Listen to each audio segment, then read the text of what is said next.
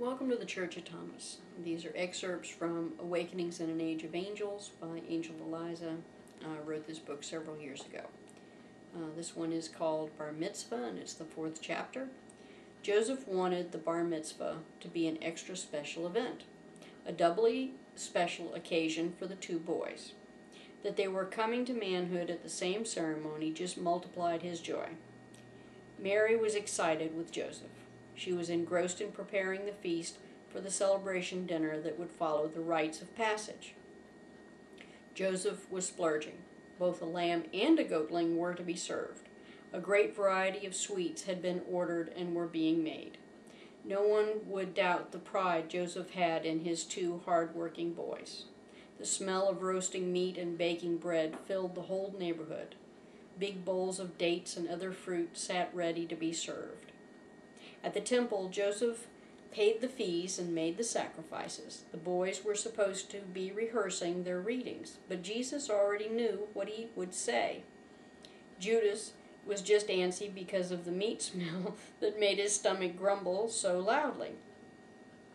Jesus was told by his dad to go second, though it was his role to go first as the firstborn. He would let Judas have the honor. He was told not to tell anyone he was going to do this ahead of time. It was strictly against tradition and the protocol for the bar mitzvah. When the temple was filled with male relatives and male neighbors, the friends and the priests did their parts of the ceremonies. The cantor then sang the coming-of-age announcement of one Jesus, firstborn son of Joseph of the house of David, and one Judas, second-born son of Joseph of the house of David, a local carpenter. Jesus and Joseph stood on the platform waiting. Jesus leaned over and told Judas to follow his lead, even though it seemed strange, just before they walked up the steps.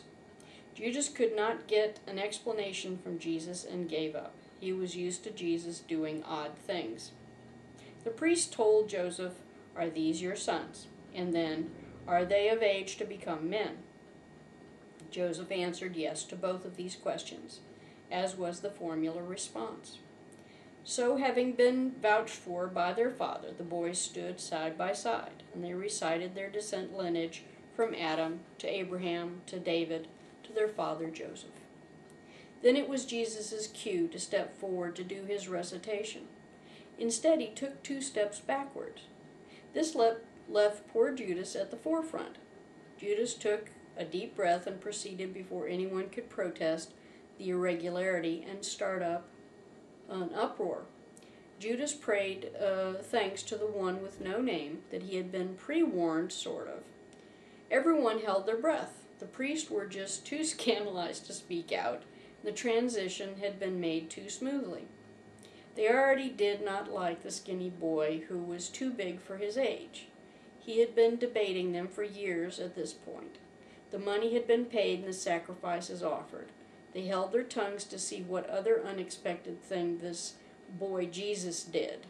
Maybe then they could indulge their pent-up outrage. Judas finished and stepped back at the exact moment that Jesus took 3 steps forward. Jesus' recitation was flawless. His singing rang like the purest bell into the silence. With the last note sung, the note that would have ended the rite, Jesus took a breath. And with that breath he started a different recitation. Even though it was unexpected, it flowed so seamlessly with the ritual, no one protested. Jesus recited from the prophet Isaiah 42, 1-7. When he finished, he praised the one with no name, and with Judas following closely at his heels, left for home. He did not even stop to get hugs and kisses from his kinsmen or neighbors. Judas stopped briefly to apologize and hug a few of the people before running to catch up with Jesus. Everyone but the priest shrugged, leaving the matter alone. They all knew Jesus was a little touched in the head. In private, Joseph was warned that he was too lenient with his boys. A few preventative beatings were in order. They predicted that the man would be as spoiled as the boy had been if this was not done immediately.